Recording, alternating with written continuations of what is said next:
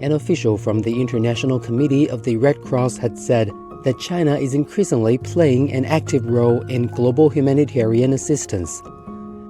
Najam Iqbal, head of communications of ICRC's regional delegation for East Asia, made the remarks in an interview with Xinhua.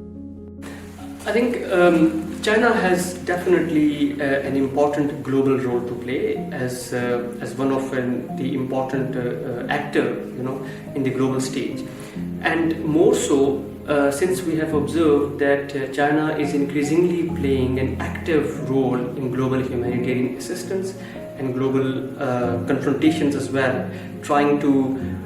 play a role of a mediator, trying to talk about the protection and assistance of the civilian population. We have seen it during Afghanistan crisis, we have seen it during Ukraine, we are currently seeing it during Gaza, Sudan, you name it, So in that aspect, in that environment, we also believe that China's actions and China's policies can impact the lives of those people living in different countries affected by armed conflict. So from the ICRC perspective, we are really proud of the dialogue and exchanges the ICRC has developed with its Chinese counterparts over the past few years